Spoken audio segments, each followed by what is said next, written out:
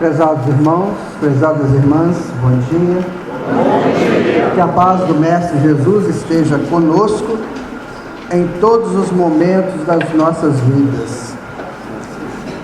Se perguntarmos a Pedro qual foi o momento mais importante da sua existência, estamos dizendo da sua existência enquanto espírito imortal, ele vai dizer que foi naquela manhã, lá no mar de Tiberíades, onde Jesus o convidou para trabalhar com ele.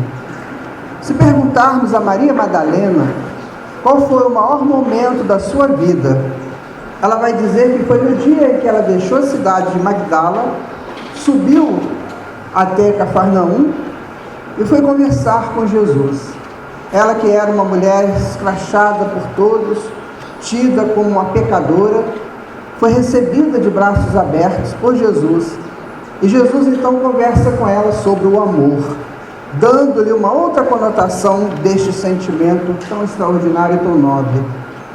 Se perguntarmos a Paulo de Tarso qual foi o dia mais importante da sua vida, ele vai dizer que foi o da estrada de Damasco, naquele meio-dia de sol escaldante, quando Jesus lhe apareceu em forma de uma grande luz e o transforma para o homem que ele se torna.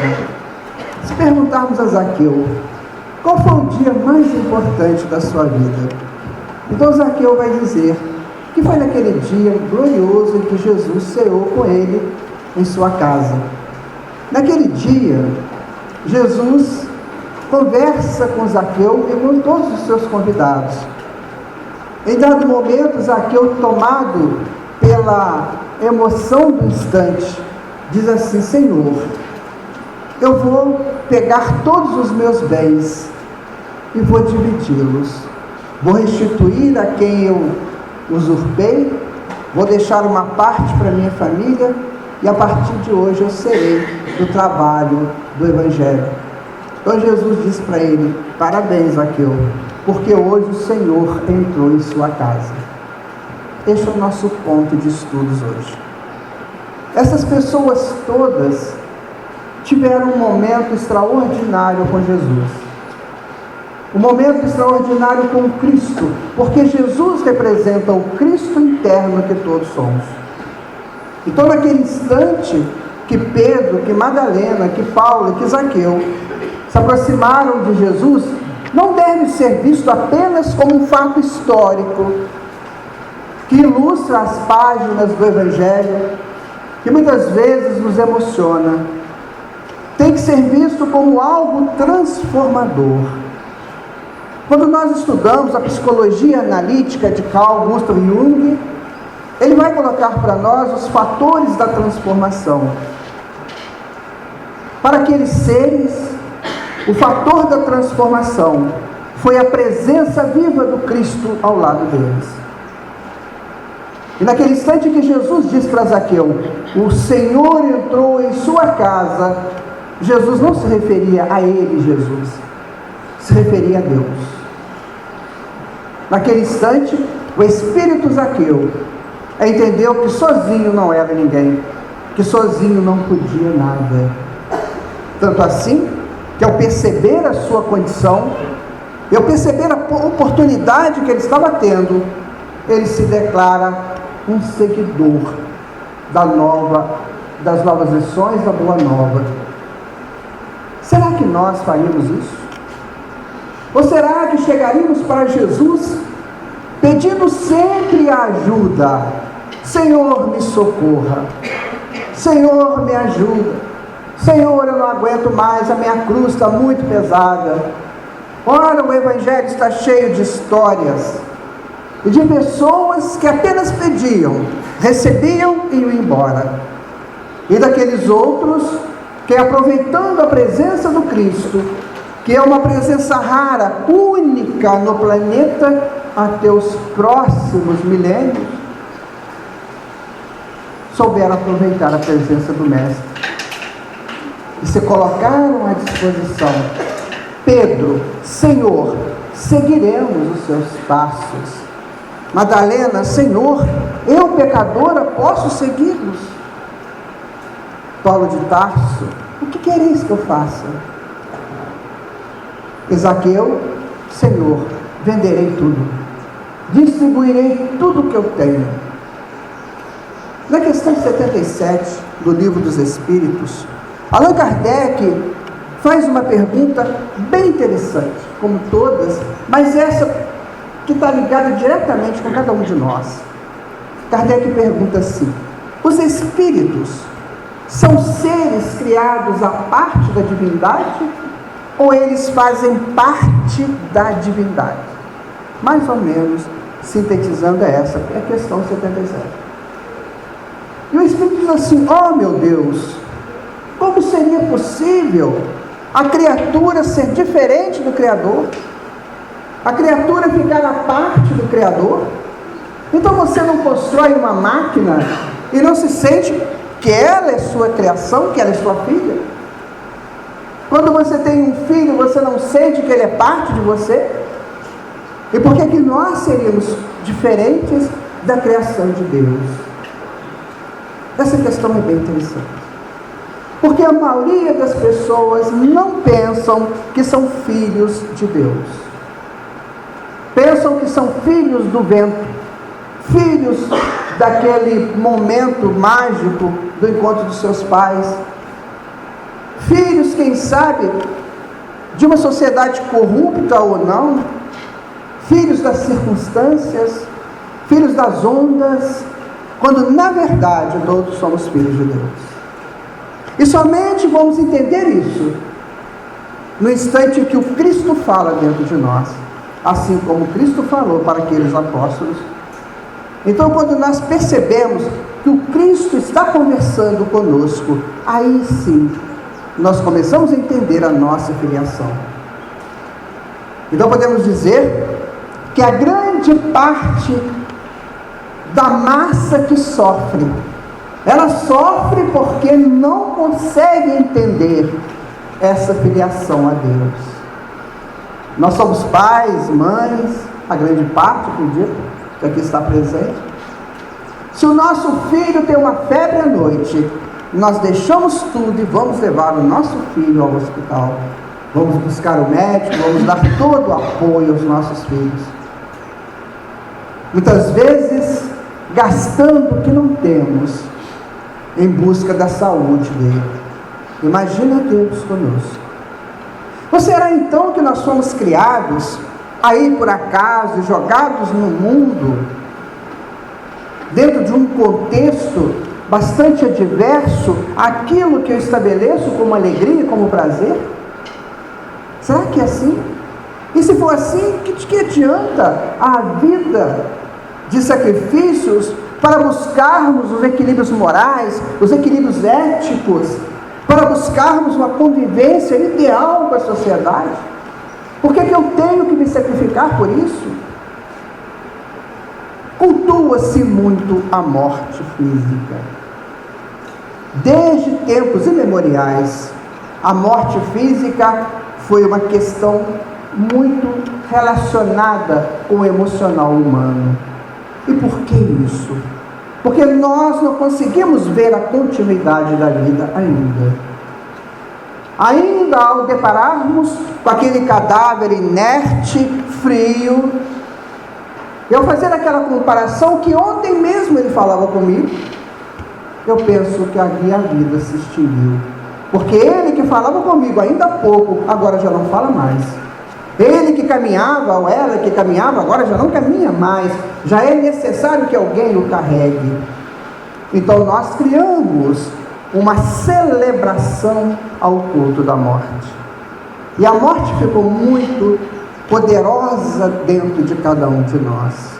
A grande maioria, muito embora sabendo que a morte não pode existir, pelas questões da física, pelas questões da ciência, muito embora sabendo tudo isso, mas ainda cultuamos a morte, ainda sofremos pela morte, ainda gostamos de sofrer pela morte, de sermos apiedados, que as pessoas se aproximem de nós, nos abracem e que nos dê sua compaixão, porque somos frágeis e fragilizados perante a morte. E aqui nós vamos reportar novamente Jesus. Não houve morte mais dantesca no mundo que a morte de Jesus, se é que chamamos de morte aquilo ali. E naquele instante supremo, em que ele estava na cruz, ele deu 7 lições para nós, da mais alta envergadura, mostrando que naquele instante máximo, naquele momento supremo, ele não iria morrer. Está pronto, Pai, está feito, tudo conforme o Senhor me pediu. Ah, meu Pai, como o Senhor me glorifica.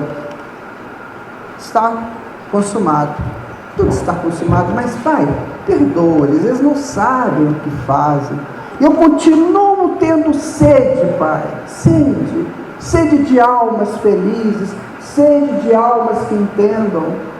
Ah, Pai, em vossos braços eu deposito meu espírito. Isso, minha gente, é para grandes e não para pequenos. Naquele momento supremo, ele está glorificando a Deus, está sentindo a glória de Deus se fazer nele. Então, naquele instante, Jesus nos mostrou que todos estamos amparados pelo Supremo Pai que nos criou, mas que raramente pensamos nisso. Me lembro de uma cena de uma novela muito antiga com Paulo Altran e a Fernanda Montenegro, dois ases da dramaturgia brasileira. Paulo Altran fazia um homem bonachão, um homem rico, mas sem nenhuma fé, sem nenhum conhecimento de Deus. E a Fernanda fazia a esposa dele, uma mulher mais ligada à religião. Então houve um momento em que o personagem que ele representava teve um processo qualquer de dor de cabeça, eu não me lembro.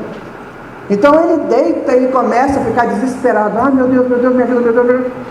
Com a interpretação de Paulo Altran, que foi extraordinário. Então ali ele mostrou como nós agimos. Nós só pensamos em Deus na hora que a coisa está séria, na hora que a dificuldade chega, na hora em que eu não sou senhor de mim. Como diz o Bezerra de Menezes na prece que o Sérgio acabou de ler, o ego hiperatrofiado.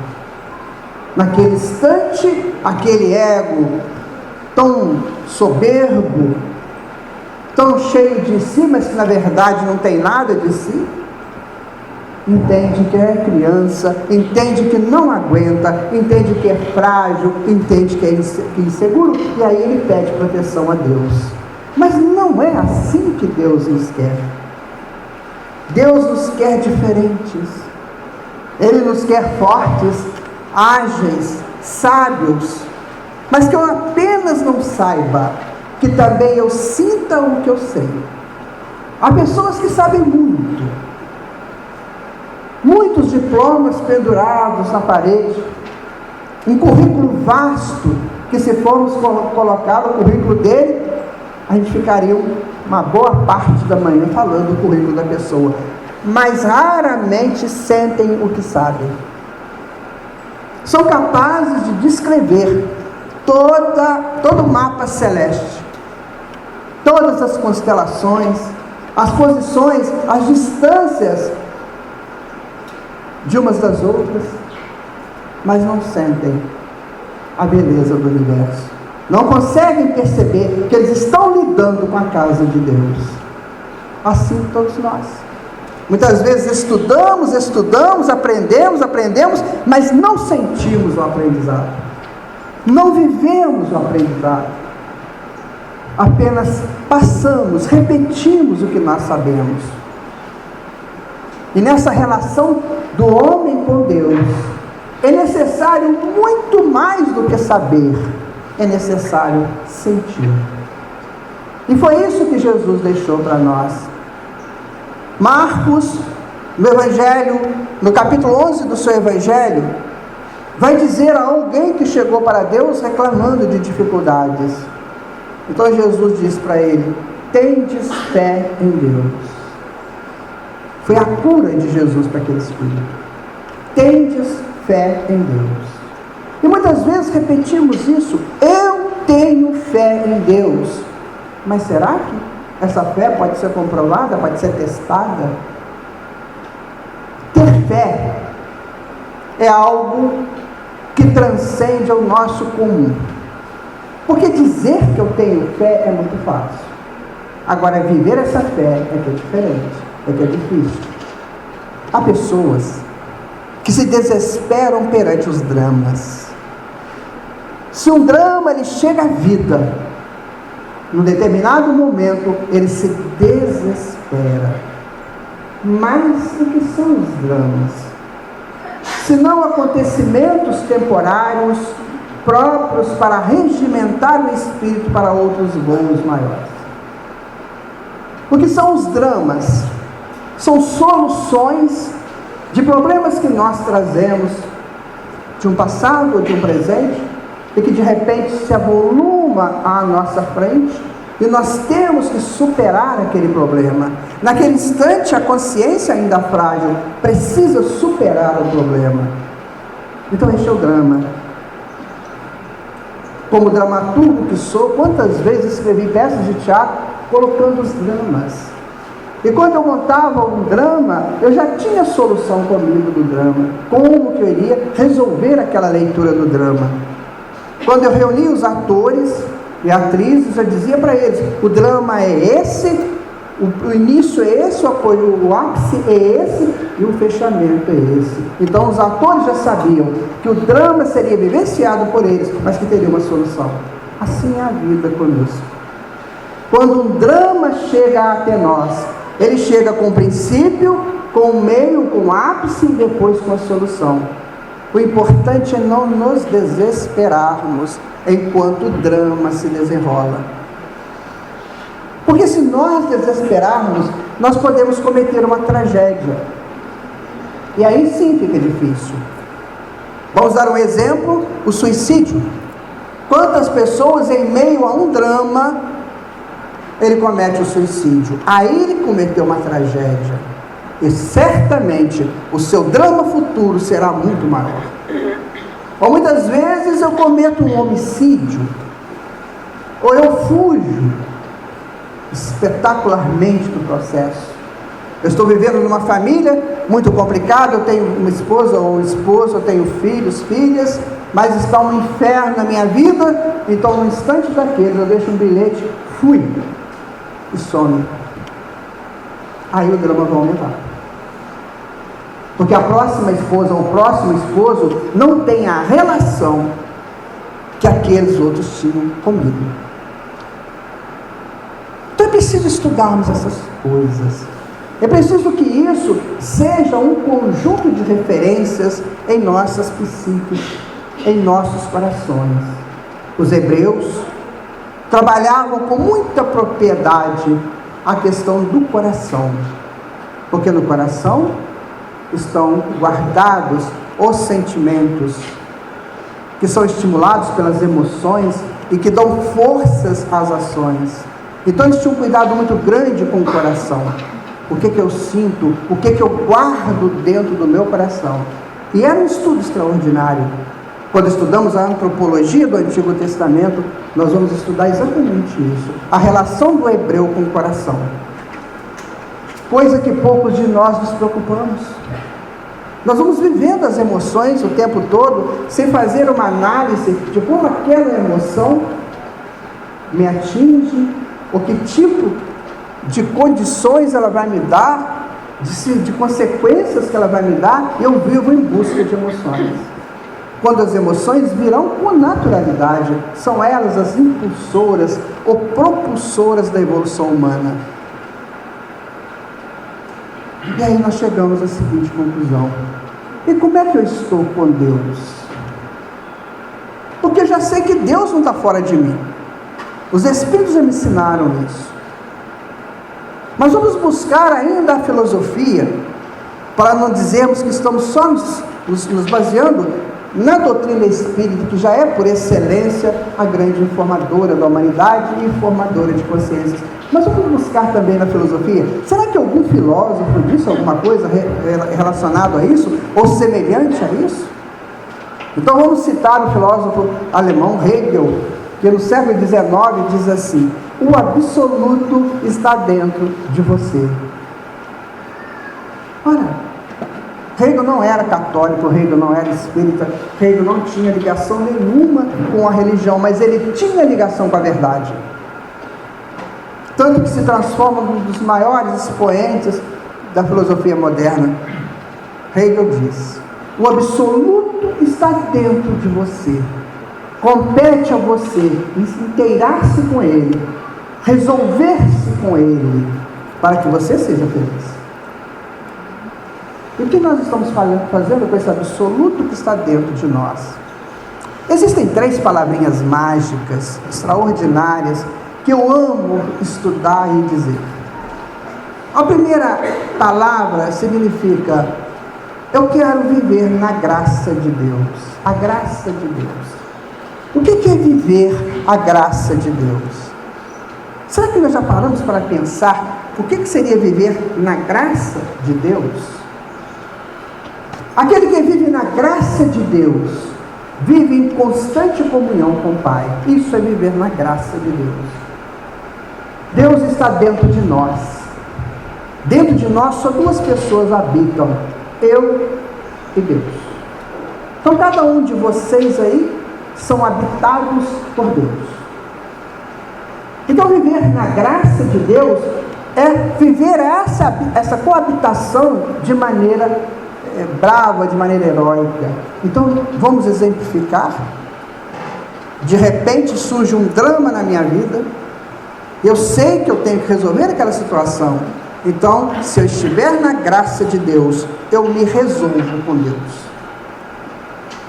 Ele próprio me ajuda, eu consigo conversar com Ele, Ele me dá os encaminhamentos para a solução dos meus problemas. Então isso é viver na graça de Deus. Não é desesperar-se em qualquer situação, aliás, em situação nenhuma, porque eu sei que Deus está comigo. Em qualquer momento Ele está comigo. Então basta que eu faça essa relação entre eu e Ele. Aí nós estamos vivendo na graça de Deus. Mas Deus, por ter nos criado simples e ignorantes, com a possibilidade de chegarmos a virtuosos, a sábios, Ele nos dá um tempo de fixação da consciência, fixação do eu. Então este tempo é meio tumultuado, é meio sonolento às vezes. Muitas pessoas ainda não saíram da pré-consciência, ainda estão lá como agiam os primatas. Agora estou acordado, agora estou dormindo, agora eu sei, agora eu acredito, agora eu não acredito. Então o que Deus fez? Esses meus filhos ainda não vão viver comigo dentro da totalidade de uma existência feliz. Então eu vou criar uma outra palavra para eles. Eu vou dar para eles uma grande oportunidade para que eles me busquem. Eu vou dar para eles a misericórdia. E o que vem a ser a misericórdia? A misericórdia é aquela ajuda externa que vem para mim no momento em que eu não consigo viver na graça de Deus. Então vem a misericórdia. Paulo de Tarso, escrevendo aos Colossenses, no capítulo 3, versículo 12, ele vai dizer o seguinte: sejamos bons para sermos misericordiosos. O que é ser misericordioso? É o que os Espíritos estão fazendo aqui hoje conosco. Estão sendo misericordiosos conosco. Porque nós não estamos conseguindo vencer por nós as nossas dificuldades. Não estamos conseguindo fazer uma confabulação direta com Deus, buscando de Deus os recursos que nós necessitamos para os nossos males, para as nossas dificuldades. Então Deus manda os misericordiosos para nos ajudar. Então a misericórdia é quando vem de fora para dentro. Hoje são os Espíritos, os médicos que estão, amanhã serei eu. o misericordioso. Eu serei o misericordioso todas as vezes que eu estender a mão para um amigo, para uma amiga, para alguém que sofre, alguém que está com problema. Toda vez que eu fizer isso, eu estarei sendo misericordioso. Então a misericórdia é um plano B de Deus para ajudar os seus filhos. E quantas vezes nós somos ingratos aos misericordiosos, porque queremos mais, queremos que eles nos ajudem mais, aliás, queremos que eles vivam por nós, e eles não podem fazer isso. Então nós já temos a graça de Deus, a misericórdia de Deus. Agora tem a terceira palavra, que essa, meus amigos, muito poucas pessoas aqui no planeta Terra viveram, ou vivem, não sei, mas eu posso citar o principal deles, que é Jesus. Só ele talvez tenha vivido, que é viver na glória de Deus. O que é viver na glória de Deus?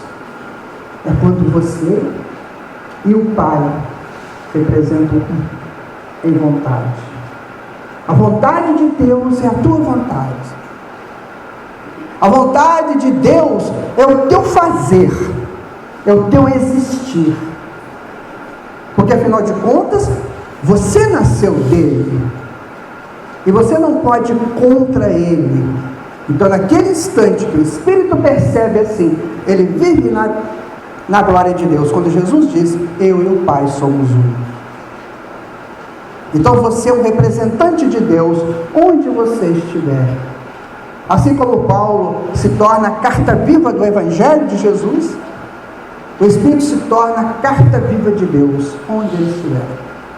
São os Cristos, os Espíritos superiores, aqueles que já venceram essas etapas que nós ainda estamos aqui por vencer. Então isso é viver na glória de Deus. Eu não tenho mais problemas, nada me atinge mais, dor nenhuma me atinge mais, porque eu sei que tudo é gerenciado por Deus, tudo é mantido por Deus. Certa feita, um sábio chegou para o seu discípulo e fez a seguinte pergunta para ele: o que você acha que é mais prazeroso? Você criar ou você manter a tua criação? O que é mais prazeroso? A criação ou a manutenção? Essa pergunta é bem interessante. Porque a grande parcela da humanidade sente uma dificuldade imensa de manter o que criou. Eu chego no centro espírita, acho maravilhoso tudo aquilo e quero fazer parte do trabalho, enfim, começo a trabalhar. Você criou uma situação. Agora é manter essa situação. Todo sábado eu tenho que estar lá 7 horas da manhã, porque eu tenho um trabalho.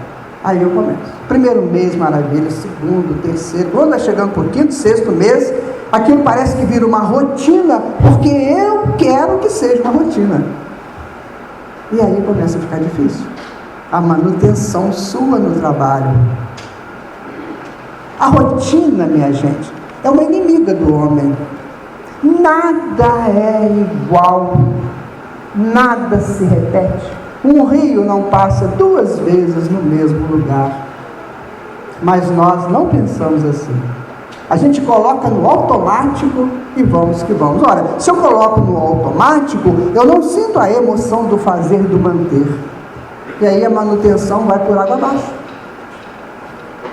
Eu estava falando aqui para a Cássio, quando eu estava colocando, para o Bruno, não sei, quando eu estava colocando aqui o microfone, eu falei assim, eu faço palestra há 34 anos, toda vez que eu chego na tribuna, eu estou tremendo igual louco. Por que isso acontece? Porque essa palestra que eu estou fazendo para vocês, eu nunca mais vou fazer. Para ninguém. Ela é única. Ela não pode ser rotina, porque se for rotina, eu perco a proteção de Deus.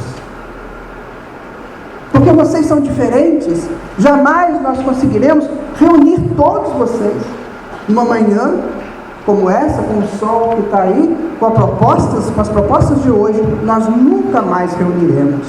Então cada momento é diferente, não é rotina. quantas reuniões mediúnicas eu já participei ao longo desses 40 anos. Eu nunca vi uma reunião mediúnica repetida. O que é isso? É mais ou menos um exercício para viver em Deus. Porque Deus é movimento o tempo todo. Paulo de Tarso tinha um grande sonho na vida dele. O sonho de Paulo de Tarso era pregar para os gregos, que ele julgava a massa mais inteligente do planeta. Paulo de Tarso foi criado em Tarso, que ele teve a influência muito grande do helenismo, expandido por Alexandre. Então ele tinha toda aquela estrutura cultural da Grécia, e ele queria pregar para os gregos. Certa feita, Paulo, Silas e Timóteo estavam na Tessalônica. A Tessalônica era uma região ao norte do Mar Egeu. E ali eles foram terrivelmente machucados pelas propostas infelizes dos judeus que lá se encontravam. Então Paulo vai para Bereia, que é um pouco abaixo da Tessalônica, e ali da Bereia ele é transportado para Atenas. Então ele chega a Atenas. Ah, que alegria, cheguei onde eu queria. E Paulo então começa a falar para as pessoas, começa a pregar para os gregos sozinho ali, até que alguém diz assim: olha, você está falando muita coisa, eu quero que você fale isso lá no Areópago, que era o local das discussões jurídicas, das discussões filosóficas. Então Paulo é levado para aquele local, e chegando lá, aqueles grandes sábios da Grécia, da época, dizem para ele assim: o que você está falando aí? Você está falando de Deus? Que Deus é esse? Como é que é isso? Então Paulo fala assim: olha, engraçado que eu andei aqui pela cidade e eu vi muitas imagens, muitas divindades, mas eu vi uma que me chamou a atenção, que era uma divindade que se encontrava num canto, na estrada ou numa rua, e que estava escrito assim: Deus desconhecido. Ou seja, não tinha nome aquela divindade. Então Paulo de Tarso fala assim: esse Deus desconhecido que eu venho trazer para vocês. É exatamente este Deus que vocês não conhecem ainda. Eu vou torná-lo conhecido de vocês através do trabalho de Jesus, o seu Filho que esteve conosco. E Paulo então começa a falar sobre Deus dentro da proposta hebraica que ele já tinha também na sua cultura, e agora dinamizada, aformoseada pela palavra de Jesus.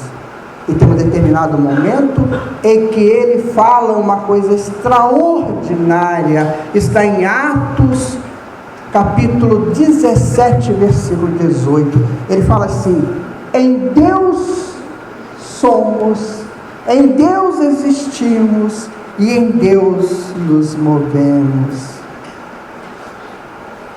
Então somos, como diz os vossos poetas, descendências de Deus.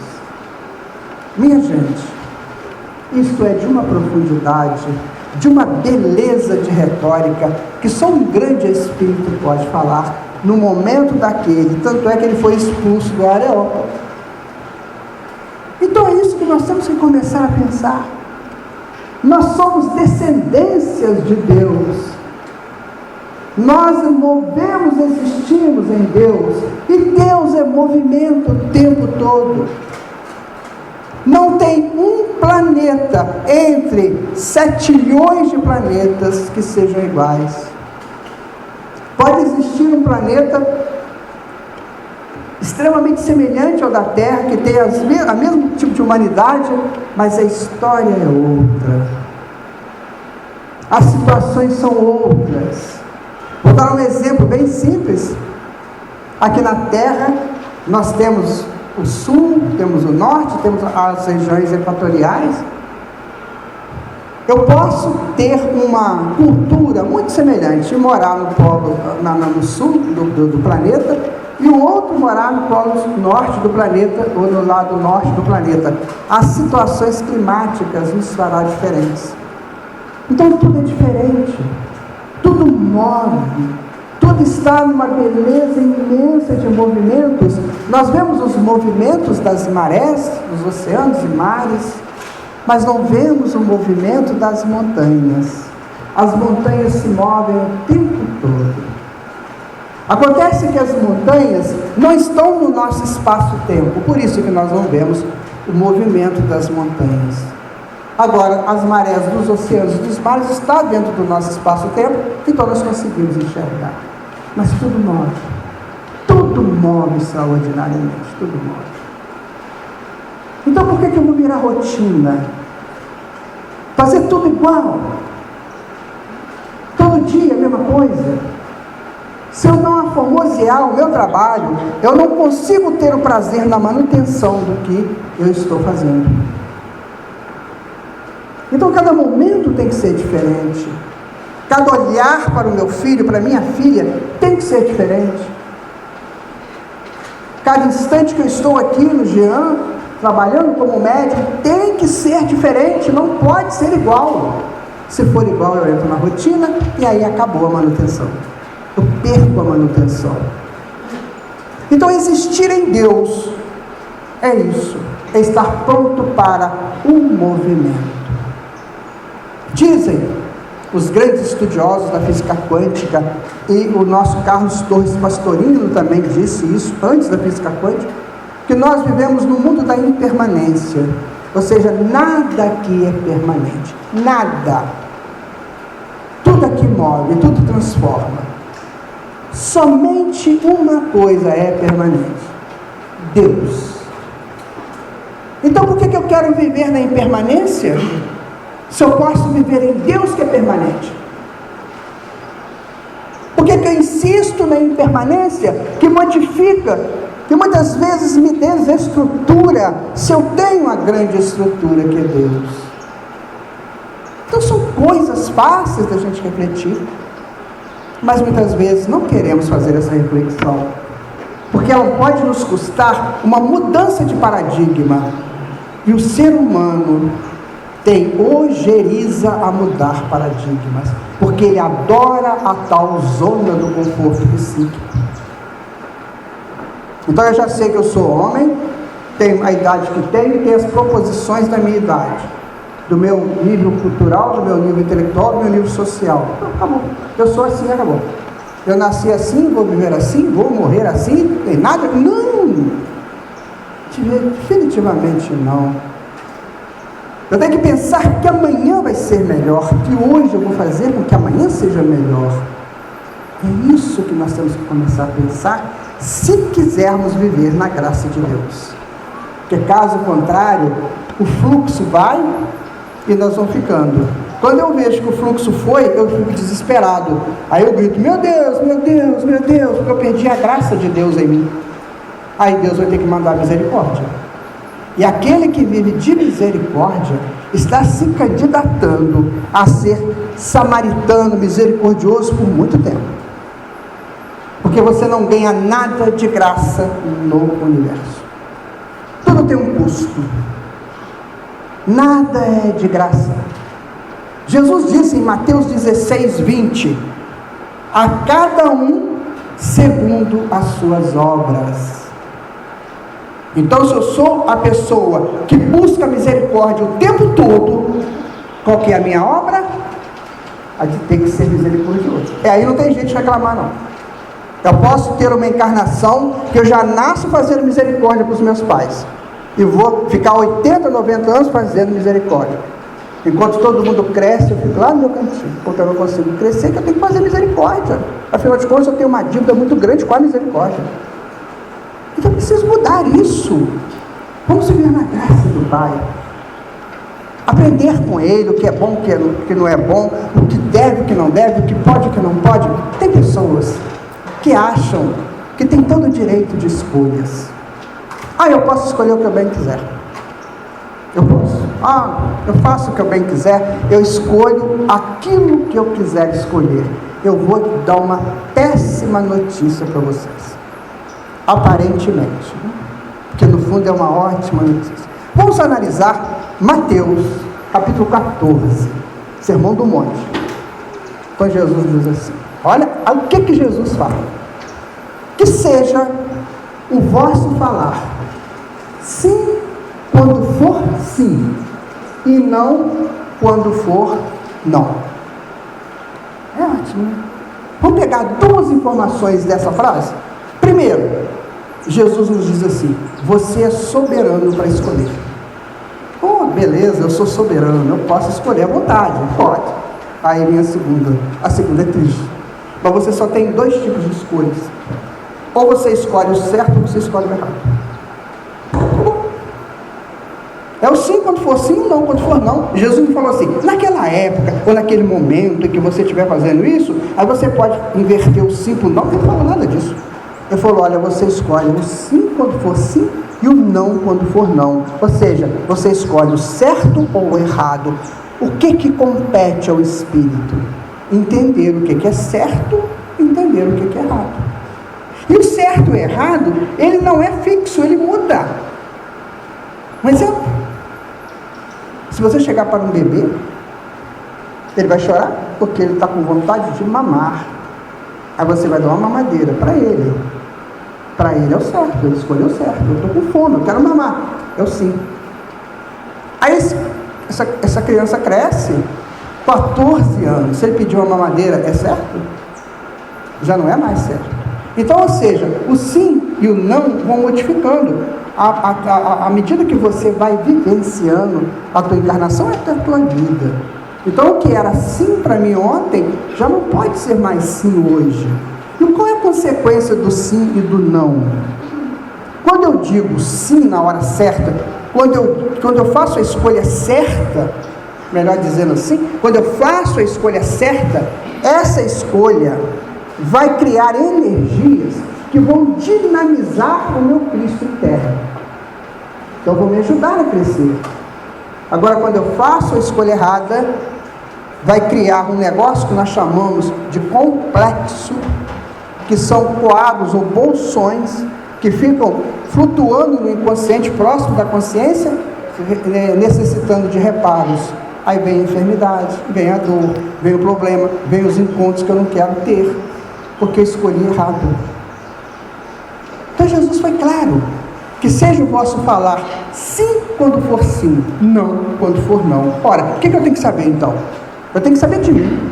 Eu tenho que me conhecer para saber o que realmente é bom para mim, o que eu necessito.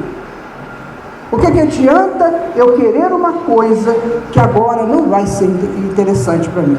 Por exemplo, você acaba de ganhar 100 milhões de reais na Mega Sena.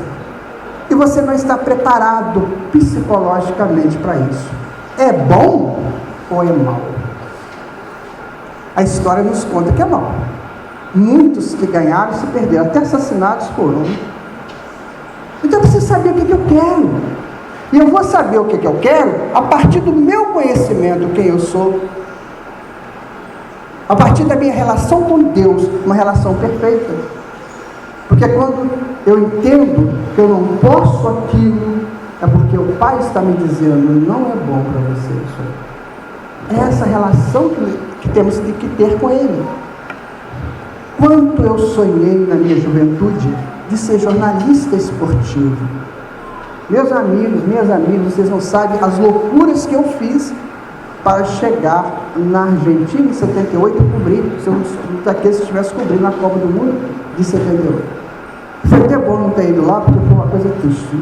Mas eu fiz de tudo. Eu fazia scout dos jogos lá no Mineirão de graça para os jornais, para aprender, para ficar trabalhando, né? Trabalhava de graça para estar junto com eles, com o Fernando Sasso, que era um grande amigo meu da TV Alterosa, um dos maiores locutores esportivos de Minas Gerais. Muito bem. Nunca fiz. Tudo deu errado. Tudo deu errado para mim no jornalismo, tudo. Chegou uma hora que eu falei assim: acabou, não vou mais lutar por isso. E fui fazer outro trabalho. Hoje, com a graça de Deus, eu sou jornalista espírita. Aí cheguei onde eu queria, que eu não sabia o que eu queria. Eu imaginava que eu queria ser jornalista para falar da sociedade, política, economia. Não era isso que era para mim. O que era para mim é falar do espiritismo, escrever textos espíritas, fazer comparações com os avanços da sociedade, o que a doutrina espírita nos fala. Então eu cheguei onde que eu deveria chegar. E foi Deus que me conduziu. Em momento nenhum eu reclamei de Deus. Então muitas vezes uma coisa nos é tirada, porque a outra que precisa chegar. Essa relação com Deus é uma relação extraordinária. E quando o Espírito entende essa relação, a necessidade dessa relação, ele muda de patamar, ele muda de plataforma. Até aqui eu era da plataforma dos insensatos. Agora eu passo para a plataforma daqueles que estão tentando entender. Eu gosto muito dessa palavra de Jesus na cruz. Senhor, Senhor, como me glorificas. Na verdade, se nós buscarmos nos textos de Mateus e de João, que falam da paixão de Jesus, lá está escrito assim: Senhor, Senhor, por que me abandonastes? Seria um absurdo Jesus ter dito isso. É uma coisa que não tem como ser possível você aceitar que Jesus disse isso. Há poucos dias eu estava assistindo uma palestra espírita de uma pessoa que eu não conheço, eu estava vendo pela internet, e essa pessoa se refere a isso. Pois é, até Jesus falhou. Não, Jesus não falhou, não vamos pensar isso, porque aí seria muito difícil você entender Jesus.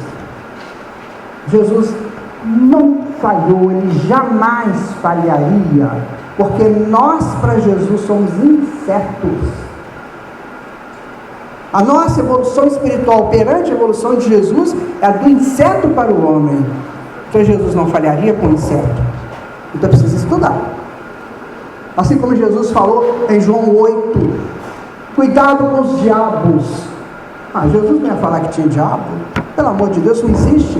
Então você tem que buscar a origem da palavra. O que é diabo? O que significa isso? E nós vamos encontrar que diabo é uma palavra grega, diabolos, que significa ardiloso, mentiroso. Aí tem diabo para todo lado. Então eu preciso entender isso. Então o que acontece? Jesus disse assim: Eli, lama sabachthani. Ele falou em aramaico. As pessoas que estavam ali próximas não podiam entender que Jesus falaria naquele momento supremo de dor, que eles achavam que eles estavam sentindo muita dor, né, sangrando, aquela coisa toda, e dissesse Eli, lama sabachthani. Isso diria alguém que estivesse em plena comunhão com Deus, na montanha, ou então como Elias, subindo na carruagem de fogo. Então eles entenderam que Jesus falou assim: Eli, lama sabachthani. Eles não colocaram Eli, lama sabachthani, quando na verdade Jesus falou Eli, lama sabachthani. Quem nos disse isso é o Espírito Amélia Rodrigues. O que significa um, o que significa o outro?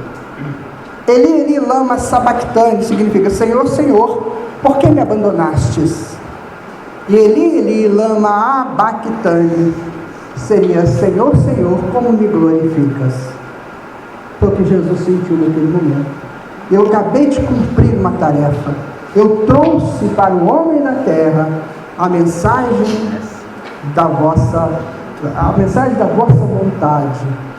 Quando ele vai dizer, seja feita a vossa vontade, então ele trouxe a mensagem de Deus. E naquele momento, nem imagino o que Jesus estava sentindo. Porque nós vemos, minha gente, a cruz, não é? Nós vemos o sangue, nós vemos pernas quebradas, mas a gente não vê o mundo espiritual que estava ali em torno de Jesus. Vocês já imaginaram? Devia ter ali querubins, serafins, tudo ali do lado dele, dando apoio, dando força, recebendo aquele Espírito. Então ele diz: meu pai, como me glorificas? Olha quem que o Senhor mandou para vir me buscar depois da minha tarefa cumprida. Qual dos senhores aqui, ou senhoras, que após uma tarefa cumprida não fala isso para Deus? Muito obrigado, meu Deus, eu consegui. Não é? O que Jesus fez? A comunhão plena, a glorificação do Filho com o Pai. Só que nós falamos isso e imediatamente a gente vai falar outra coisa. A gente não vive aquilo. Meu pai, muito obrigado. Que bom. Consegui. Daí a pouquinho já está mandando um WhatsApp, né, um Facebook. Eu consegui fazer, ficou muito bom. Melhor do que eu, ninguém faz. Assim que nós estamos vivendo. Então é preciso sentir esses momentos.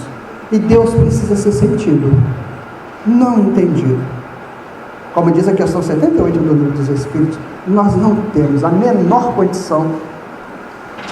Vai dizer que falta a nós um sentido, provavelmente o sentido da percepção de Deus. Então é preciso que a gente comece a analisar exatamente o que eu quero para mim. Eu quero viver sozinho, desamparado, ou eu quero viver com Deus? Eu quero viver na graça de Deus e ser um dos misericordiosos de Deus. Essa escolha é nossa. Somos soberanos para ela, como Jesus disse. Agora precisamos estudar, precisamos adentrar um pouquinho mais nos ensinamentos do Evangelho, principalmente os ensinamentos também da doutrina espírita, os grandes espíritos que vieram trazer para nós, ainda continuam trazendo informações extraordinárias. É preciso estudar um pouco Joana de Ângeles. Sei que muita gente não gosta, Joana de Ângeles é chato, tem umas palavras difíceis. Olha, amigo, tem o Google e tem o dicionário, põe do lado. Assim que eu estudo. Vocês acham que eu estudo na boa? Não. Do meu lado fica um computador, um notebook, do outro lado fica um dicionário, vamos que vamos. A palavra está difícil, eu vou lá, analiso, pego, escrevo, tento entender a formação, a etimologia da palavra, porque assim você cresce. Agora eu leio lá uma palavra, epistemologia, ai meu Deus do céu, o que é isso? O bicho morde. Isso está tão relacionado comigo. Então são essas coisas que precisamos mudar, esse paradigma.